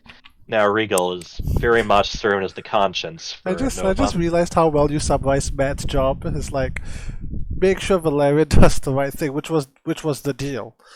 It's like I will give you the Yeah. ships and you will keep. But yeah, but I also like that we get some like characterization of Regal's character because you know when I played Covert Ops, we didn't really get that much out of him. Like, what's his view on civilians? What's his favorite food? Mm. He has a very wry sense of humor, kind of almost a British Butler style, you know. Yeah, It's science, but here we see and it him. plays really well with Nova's sense of humor. That's for sure. True. But here we see that he's like trying to push over. Hey, we should be doing good. We should be helping these poor people. Yeah, they don't have the same kind of repartee they did in Nova Covert Ops. He Yeah. is not being playful. He is constantly trying to reel her in, and he's clearly very concerned, not just about the Hmm. civilians, but he seems more than a little concerned about the direction she's going after he's agreed that he and the rest of the Griffin crew would be serving her. Yep. And well, they agree. But this is literally this is the husband just giving it to the wife and saying, you know what, fine, we'll do it. We'll do it your way. Yeah, and we get back to the other characters, and Hmm. very great aside where Evelyn is insisting everything's fine, and she's looking at that sign that says silence is the price of freedom, complete with creep all over it. And so she knows a little bit more than she's letting on, Yep. definitely. And I think judging by her expression and the whole symbolism of what happened, that I guess actually the sign on the back of a park bench. Yep. But obviously, silence might have even been tied into the fact there's creep everywhere and almost no other people, and she knows it. And she's doing the exact same thing, which is that she's reassuring the ones under her care that, yeah, Mm. things are going to be fine. Are they, though? Remember this scene when we go into the next comic? Shall we go into the And the next? cover is definitely teasing some pretty shocking discoveries, isn't it? Mhm. Mm-mm. Very blue discoveries. All right. Yeah. Glad to see Brian still with us for this. Mm. Oh yeah. Something to mention, which was that again, like, just take a moment to Want this? pause and Okay. just notice that You go chicken mummy. this was the last comic Last released. comic of the last war chest. Yep, the last one on this website. Um, debatably, We'll definitely get into that right after this. we'll probably have to drag Subsorian up from the deep. No. What we need to do is we need to post asking what was the last piece of media, and he'll be there on Reddit. But this could be the last piece of lore, released in 2020. So Yeah. we're at. I'd have to double here, let's take a look right now because Yep. there are the updates on the news. Recent We news. are at the So August edge. 4th was Waking Dreams. That was the Terran short story they did for Okay. the anniversary. They'd already done a Zerg and a Protoss one. No, Blind Devil, August 11th. And when This did this get posted this is the last first? comic for sure, but is it the last story? Checking in with HyperTurtle. This was already done at the same time Ah. those three short stories were done. For the anniversary, they did like one short story for each race, each by an author who was outside of Hmm. Blizzard. Do we And do we have dates? Can we put a definitive yes no? let me see when this got posted. Yes, our Media reporter is again. checking in. Yeah, so at least to me, like, this is a big deal because this is the end point as of this recording. This could be the end point. We're at the future. That's all we know about the lore. Theoretically, everything published has already been published. There's nothing to wait on. That being said, there is a tab that I've been teasing this entire time. So hopefully we get something there and go into this. All right, so we have a campfire. I mean, it was around the same time. This third issue released, I think, within a month, give or take, Mm, of those three short stories, one per issue. They also had Kevin Dong post like best games of each expansion, mm. uh, best games of each year since Starcraft 2 had been released, professional matches. But So yeah, either way, we'll call it a this is tie. definitely this is part of that final push, which was the 10th anniversary. The last swan song, but maybe not. Maybe not. All right, so back to the show. So we now have Nova overlooking the city with her C-14 canister rifle, I think. Finally memorized it. She's having a conversation with our um, I was about to say Korean, but our scientist Evelyn Yo, talking Yeah. about the Monomolecular Blade, which is a nice throwback to a weapon you can wield in covert ops. They're having And the opening, full of bad memories, Hmm. reminds me of home. So Nova is from Tarsonis, which got overrun by the Zerg, and she even gets to revisit it in Nova Covert Ops Yep. And then post she invasion realizes that everything is not all right with the world. with the Sector. And yeah, she's got a nice Jorium headache going. hmm Which this person seems to know a lot about for a random civilian. Well, she is a scientist at least. Hmm.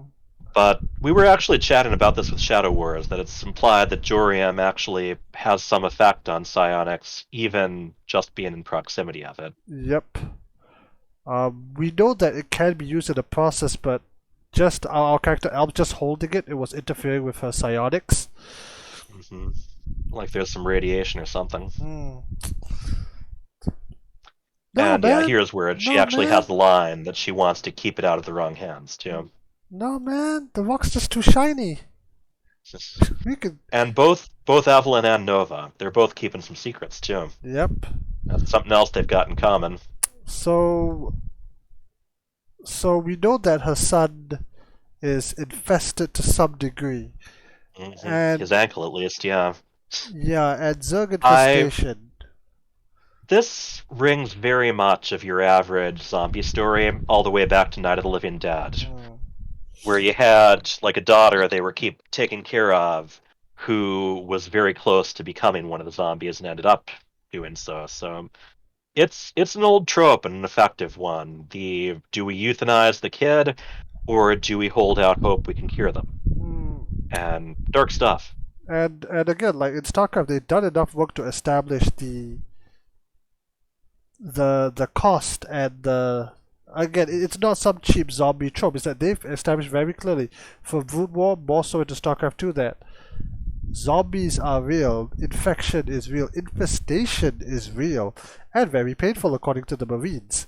Um, Yeah, and and it's very interesting right now because with the most recent World of Warcraft expansion wrapping up, there have been a lot of people chatting about the Warcraft 3 mission, Culling of Strathhome, where Arthas yes, decides to kill everyone in the entire city rather than he risking them becoming he undead, he which they he do anyway because he pulls they can off animate any corpses. he pulls off a purification on his own. Oh boy. Yeah, Yep. and So so Nova they decide the is best. also picking up. There's a bit of suspicious stuff going on, and her and Mm. Regal get to share it a little bit with each other. And it's kind of funny because they decide that the best course of action is let's go to the heart of the infestation. Well, yeah, I Of mean that's where the course. Jurium is too. But I thought this was refinery, Evelyn. Why would the infestation start here? So there is definitely some connection Mm. between the Zerg infestation and the work they were doing. And of course, we have our favorite vlogger going at it because he's our only vlogger. In yeah, that we've seen anyway. His editing has to be on point, man. It's not a I love how there's even a battery icon there of how much he's got left. Good attention to detail. recording screens. Right? We enter the facility, and this isn't a refinery. This is a training facility. Yeah, and just before that, I also like how Donnie Vermillion's even basically introducing this as if this is his investigation, not someone else's life or death mission. Hmm. But yeah, What will we training discover facility, out and here? there's some Zerg corpses there. There's some Zerg Like they're corpse. actually maybe even training against live Zerg. Yep. And Donnie taking some choices into his own hand. That's going to go well, right? What could possibly go wrong? Mom, what's Donnie doing over there? I love this transition. Donnie, no, and there's a queen down here. Uh-huh. This is a queen to. It's actually a small one if you look at the in-game model, but yeah, this is a queen. They are literally so Yeah, they're over. not always consistent about them, but You could have. either way, this is a big one. You could have different queens. Yeah, this is so overpowered that they are actually planning to nerf it. So, Yeah, that's true, although there isn't anything for her to transfuse right now. yep, but let's assume she'll be at full HP. She would have regen by then. So we have a bit of a firefight, and And then we have the doctor looking at her son for a moment. I don't think this is such a good do it now. Little crisis of loyalties here. You know, she's got the stuff that she's insisting on keeping a secret, but she's got her son. She looks right at him before finally deciding, crap. yep, And it's kind of like, okay, safer in here, but these guys aren't going to like what they see. And what do they see? Spectres. And this is the cliffhanger left on there. hmm Got all these men and women in stasis right now. and a very very angry Nova ghost. You just see it on her face, just like, oh no, you son of. She's got a snarl going on there. This isn't like this isn't. I mean, HyperTurtle, you're the dad. This isn't fear. This No, isn't fear. this is a bit of disgust and outrage going. And what are they doing here? And I guess it's probably implied at the very least that they've been here since before the End War wrapped up, you know? Could be. We still had a fully fledged queen. Mm-hmm. Evelyn is gonna have a lot of questions to answer. Vigal's Yeah, gonna have to do so a lot of reading it, I but think an important thing to point out here, Brian Alexander on his LinkedIn, he actually, aside from world building credits for Ares, which was the code name for that Starcraft shooter game, he is credited with chapters 1 through 9 of Nature of the Beast. And from what we've been able to gather, the writing, the illustration, all these things were ready even before the first issue got released. so And that come to that tab you've got yes. you were mentioning before. So no more war chests meant no more comics to be released alongside them. But Shadow Wars, like we saw last time, there was a hardcover of it that came out a handful of months after the final issue. And what it looks like is that they already had the draft sent to Blizzard Publishing, and that they're just putting it out at the date they were originally planning, which is just 2 days from now, possibly, hmm assuming there aren't any printing or shipping delays, which there have been a lot of. Correct. And consider this, like the artwork we see here on the cover, this wasn't in the comic. We'd have no this wasn't in the comic. Just the top one, yeah. It's a Yes. very interesting description. Former Dominion ghost Nova and her partner Regal have been busy chasing down and destroying the dark legacy of late Have they Emperor though? Arcturus Minsk. But when the trail leads them to a forgotten trove of Minsk's most dangerous weapons, Nova and Regal are forced to reconcile their mission with their morals. Don't miss the action in this complete anthology, which collects Starcraft War Chest comics from seasons 6 and 7, as well as season 8 short story by award-winning author Alex X. So, Notice the based on season this 7. description, it doesn't sound like whoever wrote this had any idea that any of the issues wouldn't see the light of day.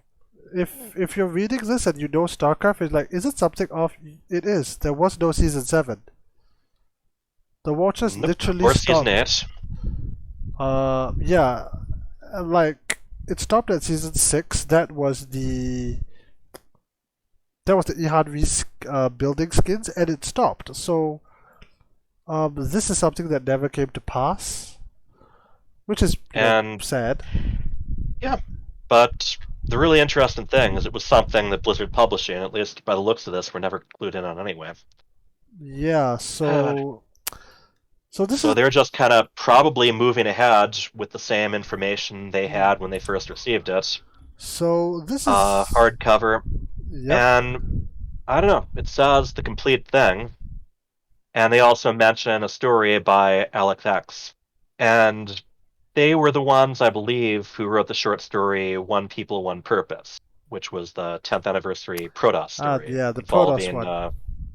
involving some Templar who were not not dealing well with the loss of the Kala. Kala, and were taking extreme means for trying to trying to get back to it, and then also the Ire Protoss trying to figure out what does it mean, how do we address the warriors we've lost when Hmm. they're not when they don't become part of the Kala anymore, They and their actually memories don't become ours. they So actually I have to don't deal know with if that grief. Yeah. story is the one they're talking about, or whether they also wrote additional Hmm. something additional. Well, Um, Overwatch has a book coming out towards the end of the year that's going to be just short stories from the website. So this might be the direction Blizzard Publishing is going as they run out of so previously published books to correct. republish. I don't know. The other thing that we need to talk about right now, again, everything we've talked about has been in the past. We were kind of doing a retrospective. Mm. This is no longer the past. This is us gonna be speculating into the future, and We sometimes, hey, all must address the future, for it is where we will spend hmm, the rest of our lives. yes, and for all the jokes about the balance patch, one was announced last week. So, Mm. for those who don't know, StarCraft 2 did not get a balance patch in 2 years. There had been no About a year communication. and a half. Right Was around it? the 10th anniversary celebration was when they True, both true, did balance changes to versus and to co-op. true. Since So, then, like the map pool was stale for a while and wasn't changing, and ESL, along with a lot of community members, managed to iron out the process they'd be using from that point onward for mhm, maps, which would be a Team Liquid map the contest organized correct. and funded by Shopify, ESL, and Team Liquid. And now we're finally figuring out what they're going to be doing with Mhm. balance patches, because what people love to say So, is that StarCraft 2 is being handled by like this one intern who swings by once in a while. In when reality, they're handled by what's left of classic games, which was heavily reorganized, and the which, aside from Heroes of the Storm, tends to the be the the pretty quiet. the joke was that, oh, when they finally let the one intern onto the StarCraft computer during his lunch break, he will actually get something done. Um, Yeah, I think the reality is a little bit more miserable. I think you've got whoever's left yeah, handling multiple roles, possibly even on multiple of correct. those four games. Um, Uh, there Rumor was is that the Warcraft 3 Reforged development has been outsourced, but we haven't heard anything about that for almost a year there now. was in retrospect to the mention about that patch earlier, to talk about the state. What Wadi said, I think it was either Wadi or Roddy said on stream. You'll need to Google it to find the specific source. He mentioned that the patch had been ready for close to a year because the void rate not. Wardy went on a little bit of a rant about how when there is a patch announced, that people are going to say it has something to do with Microsoft, but it doesn't. And He. Wardy, with his tournament organizing and stuff, seems to be one of the few people outside of ESL who has any communication Hmm, with actual developers. But other people have chimed in, like Nathanius and Winter, that there yeah, were multiple times over the last year that they heard something was ready, but nothing correct. happened. The speculation that came out of that period of time. Again, this was before this was before the Microsoft patch. Acquisition was announced, This yeah. was before this was leading into IEM Katowice about the nature of a patch, and the story that I got was that the patch was done and ready to go, but there was so much chaos at Blizzard. There were so many changes. There was so many restructuring. Everything you just told me. Classic games, especially. The way Wardy illustrated it, he said that within classic games there were just constantly people joining the group but then leaving the group. So nobody knew who to report to, and therefore the button to release it never got pushed. If the button got I pushed, I see a it's little bit differently. And Winter was going in about how they went to a lot of trouble to say that this was community-driven patch, that the yes, Starcraft community members came up with it, and Winter was acting like they were trying to avoid blame. I think in reality, I don't think anyone involved with Starcraft 2 right now knows much about the game itself. They're that's technicians. And I think that's why they've had to rely on external groups. And that includes like a bunch of tournament organizers, content creators, and professional I mean, players. Because that's fine, right? I yeah, mean, you reach out to your community, you ask the yeah. pros, you ask the people. The Uh, big thing is that it's broken through now. We yes, have a process now. So one would assume when there have to be minor balance changes that now they'll know who to talk to about it, what to do, and when they'll decide it's ready. okay. Oh, here we go. The last update Mhm. was October 15, 2020. The latest patch was announced on March 8, 2022. Mhm. So yes, about a year and a half. Yeah. Um, And meanwhile, Heroes of the last Storm has last gotten week. balance changes fairly regularly. Ah, those lucky bus. Warcraft 3 Reforged got a patch April last year, and of course, Starcraft Brood War doesn't get patched. You don't do that. You just don't. No, you do get a That's no fault of the developers. you get a That's what they've been you told. get a consistent map pool though. A map pool change. Although the changes have been slowed down there as well. Across classic games, everything has been slower. Just look at these BlizzCon dates. line a year ago, they had all four of those games basically bunched up Mm, under strategy games. yeah, but And there are a lot of hopes with Microsoft because correct. Microsoft has actually given a lot of support to the Age of Empires franchise, and even Grant Davies, who was the lead for StarCraft Remastered, has been working on some of the older Age of Empires games I under mean, Microsoft yeah. and one of the studios. So there are, along with people, what few people from StarCraft are still involved with other divisions and work in Blizzard. You've also even got some people working under Xbox Gaming who have Mm. previously done things with StarCraft, worked on the development team for that. I So the hope remember. is that we won't continue this crazy push where they're just desperately trying to get the next Overwatch and Diablo games out Right. and not even getting them out, even to this point, after all the compromises and consolidations they've made, Con- that there'll be a little bit more focus on Xbox Game Pass and just having the content continuing enough for people to get subscriptions without them mm. having to worry about we need to announce new games that are not expansions or remakes, which is where things are at now, and Mm. which hasn't gone well. It has not It's at damaged all. their reputation more and more, and it's prevent and it hasn't even achieved the end that they were shooting for. I Even mean, Diablo Immortal is still in beta. There still isn't a paid version out. you're absolutely right there. It is in Microsoft's best interest to at least keep StarCraft 2 going, even if you add it to your collection in the Game Pass. Yeah, But and I think Microsoft would like to get a foot into the whole esports thing too. I true. think I think they'd like to toy around with that a bit and be associated a little bit with competitive games. One of the big things people were really focused on when the acquisition was announced, the banner they had at the top, it Yep. had, Warcraft, Uh, Diablo, Overwatch, Candy Crush, Call of Duty, and it had StarCraft pictured. And later on that same day, you mm. had the guy who hosts the Xbox Live streams. He hopped on and started playing StarCraft 2 ladder. Which is, by the way, more attention that StarCraft got in that week than we did in the past year.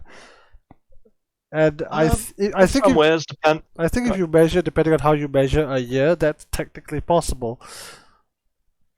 they had some stuff. BlizzCon Line had like a series of Legends show matches Not in both StarCraft Remastered and StarCraft 2. not counting And ESL. they, yeah, Okay, fine. Apart from that show match and the BlizzCon Online, what else did Blizzard do for StarCraft 2? they also had Loco showing off a bunch of arcade games at BlizzCon Line, and Uh it was huh. very much a hey, these strategy games we have, they're not just for pro players. We have these modes where you can do team or free for all, HyperTurtle. or these arcade custom When games. was BlizzCon Online? That was February of last year. So This we are talking about a year, and then we had a little bit of we had some very brief posts on the Blizzard Twitter when Starcraft got inducted into the Video Game Hall of Fame. That's it. Not much more, not directly Mm. from Blizzard anyway. You barely ever even heard posts. Like on Correct. the forums for StarCraft Remastered and StarCraft 2, if you saw a blue post, it was from a community manager, not from a developer. That's fair. You did have some Uh, updates. You had like the map rotations occasionally, but it had been almost radio silence until this week, where mhm. StarCraft was on the banner. Look, somebody made a conscious decision to put StarCraft 2 on the banner, on the same level, on the banner. And Blizzard has been a little bit of a, quote unquote, we hear you Mm, sort of push right now. Like World of Warcraft, they've created a community council, something like that, to try to help keep the direction of the mhm. game more in line with what the fans want. For Overwatch, they just announced that they're going to be pushing the multiplayer stuff ahead of the co-op campaigns. Yes, the new And PvP Udyr. whereas Overwatch has been, as far as the multiplayer goes, almost as untouched as StarCraft, because they've had all the development focused on Overwatch 2. So Overwatch 1, you just got some occasional skins and Still new stuff like that. skins. So Still new skins, they're which trying to course correct under Mike. I think his last name's pronounced Ibarra, I but think so, yeah. But Papa Jeff yeah, he's is. been having a bit more of a presence on Twitter. So far, people seem to like him all right. Hmm. He hasn't been too closely connected with any scandals yet. From what I heard, the big bad, Bobby Kotick of Activision Microsoft. No, Activision No, Blizzard. Activision Blizzard. Activision Blizzard. Hmm. It was implied that this man was a strong force behind the direction Activision Blizzard had been taken during the long decline that we had discussed. Whether Him that and the board of directors, him, and him and his cronies. back in 2018, that was when the shareholders got angry. The Activision side of things had a lot of divisions that weren't doing anything, particularly when it came to things like accessories, like Skylander figures or Guitar Hero guitars. A lot of redundant stuff, Mm, but that spilled over to Blizzard, and one of the big things being pushed on them was you haven't released a brand new game since Overwatch. You've released some remasters, you've released some expansions for your existing stuff. We want new stuff, and it was such a big push that they not only moved a lot of resources from other games to try to get announcements ready, but they also overblew the announcements too. They tried to make it look like Diablo Immortal was the best thing since sliced bread. And the poor people who had to answer the questions about that were cornered, where the best they could think of to do was try to joke around a little. hmm Overwatch 2 is not a sequel. It's Overwatch with some new features and a co-op campaign, but they call it 2 because it sounds good to the shareholders. There So, was yeah, we're really Tasteless. hoping. Tasteless asked on his channel, on his YouTube channel, um, Okay. very very painfully, like, why would Warcraft 3 Reforged be released in the state that it was? And the short answer was this. Um, so yeah, but what we know is that the man who kind of is responsible for that, and his board, his cronies, his minions, whatever you want to call it, um, will be leaving. So company wise, it's in a very very different place. All right, so Cat Mario here.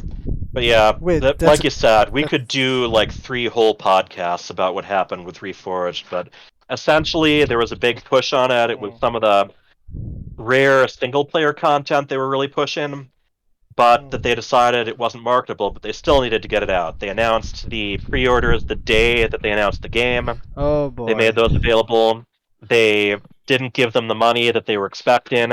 They still they tried to push it to come out that year and were only willing to delay it a month or two. they So a lot of issues, but okay, so it so seems. the big piece of optimism right now is that under Microsoft, they can Mm. give the developers power over their own decision making again. Which I know they did with Double Fine production. Like the only reason Psychonauts 2, for those who know, it was a game that waited 15 years for a sequel. The studio worked on it on and off. They crowdfunded. They didn't have enough money still. Microsoft came in, bought the studio, and said, "You let me know when you're done. Release the game when you're ready." And Psychonauts 2 was a really good game, so why not? Obviously, Microsoft is willing to put some money into RTS with Age of Empires, Mhm. which are Relic Entertainment and World's Edge are the two studios that have been working on the various Age of Empires games, but they've even been giving more content to the older ones, like the second and third. All right. So Okay, you, so all you right, figure that there's going to be room to lobby to put money back in the Starcraft projects again. which means more StarCraft 2 lore for us people discussing this at weird hours. Maybe. Hope Maybe we are hoping. In the meantime, you're I'm telling me there's hoping a that chance. later this week we'll be seeing that hardcover. So, since we have not seen the hardcover and we are ending on a, I was gonna say cliffhanger, but in a secret basement with an angry ghost, with an angry ghost, a very confused butler, a crazy VTuber, a lying scientist, and an infested child, and a queen outside. I wish our heroes luck. Yep. But let's if you have time, let's do a little bit of speculation. What do you think happens next? I think the Spectres are going to be the main focus. If you look at those other books, there's at that book cover, there's Nova stuck in one of those tubes, Mm-hmm. and then there's Nova having a lightsaber battle with some Spectres. So I think there's going to be a lot of explanation about what the plan for these guys were. Mm-hmm. I think there's going to be a little bit of look at the legacy of Arcturus Minsk and what he was planning next. I think I don't think there's going to be redemption for Donnie Vermillion, but I think there might at least be some eye opening for him, Mm. and also some revelations about why Nova is so big on Jorium right now. What I would, Um, yep. yeah, what I would really, okay, so you're probably right. It looks like she's trapped here, but the thing about art, especially like this, is that you never know whether it's real or whether it could be like some vision. Teaser art, yeah. Yeah, it's No, like I don't. I'm a little bit skeptical that she'll actually get stuck in one of those, and if yeah, she does, it's probably not going to be exactly. for Like very long. it's more likely that somebody throws um I was gonna say Joyum in her face, so then I realized you'd be lobbing a rock at someone. She's a tough girl. She can take okay, but she inhales something. She has a vision of what it would be like to be trapped in the tubes. Again, we don't know. They look like they're asleep, but who said they I didn't think wake? there's going to be a little bit of crisis of conscience on both the Mm, mind of Nova and Evelyn about whether the ends justify the means, that classic stuff. mm, I think the ending is probably going to be a little similar to the last two War Chest comics, which are it wraps up the story, but it maybe teases that there's other stuff planned something because that's the way greater. of things. What I would really like though is oh man, and this is Star Wars level like fanboying, which is that if Tosh shows Hmm. up, because he's Oh, the only other named he and Nux are the only other two named specters, and we don't know jack squat about Nux, realistically speaking. mm, yeah. Tosh would be the one person that could bring them in peacefully. If not, I don't see a reason for Nova to even in this fight to just for them to kill each other. But Tosh coming Mm. in to say, "Look, I'm also a Spectre. You can follow us." Things have changed. Like it's kind of I implied. think there is room for Nova to find someone, whether it's her, whether it's Mm. someone else, to basically take all these specters under their wing. Assuming they survive. But yeah, but the other issue is that it really depends which era these specters were created. Um, Hmm. it's implied that this city is a very pro Arcturus city based on And isolated too. isolated It's not too. one that other people don't know much about this planet. Correct. So the question So this is probably the Spectre program from before Tosh rebelled. correct. So for context, there was the Spectre program, which is supposed to be the next generation Ghost, according to Tosh. And their best student, their leader, Tosh, went rogue, defected, took a bunch of specters with him. Eventually Tried joined, to assassinate Minsk, yeah. failed, went Mhm. crazy. Eventually joined Raiders. And the And he was in a last, bit better mental health by then. yep, A was little. pretty damn useful and always a fun person to talk to. And depending on your path, he might have stuck around with Raynor, even well beyond the Wings of Mhm. Liberty campaign, or he might have been killed. They lean towards the survival of being canon. But S- those are my thoughts there, Correct, and I but probably do that's have to start getting some lunch going. yep. So that would be really cool if we saw him show up. Mhm. We're probably gonna get your aforementioned lightsaber battle. But beyond that, Mhm. yeah. But I do agree with you that they're probably gonna wrap it up. Say we're gonna wrap this up with a more ambiguous ending like we got with Nature of the Beast, where there's still a threat out there in the galaxy. Maybe if some specters join her, that's gonna be a new dynamic. If Tosh and the specters come back, that's also gonna be a new dynamic that the galaxy will need Yeah, I to think it's going to contend be with. very much ending on a panel teasing what the next plan is, but not sharing it with the audience. But I think by that point, we'll at least have an idea of why she wants all this story. Yep. And we'll be And fighting. maybe a little bit of reconsidering on her part about whether or Mm, not it's actually worth it to him. yeah. Again, this isn't like I don't think Donnie will die. I don't think Regal will quit. Our two Korean characters are quite expendable relative to the cast.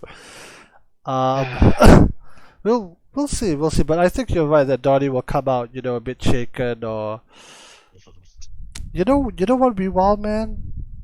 If he ended up infested at the end of this. Yeah, we've also got the infested kid, and you wonder whether there'll be some miracle cure ripped up out of Jorium or something weird like that. But Will be will a real bummer if the kid dies. will the cure be liquid or metal? Well, whatever it is, the infestation has been held in check so far somehow, and I'm sure we'll be hearing about that. Uh, will the cure be a miracle or a bullet? Uh, Hmm. I stay tuned. Stay tuned to find out. Yep. All right. With that, I think Next we time should. on UNN.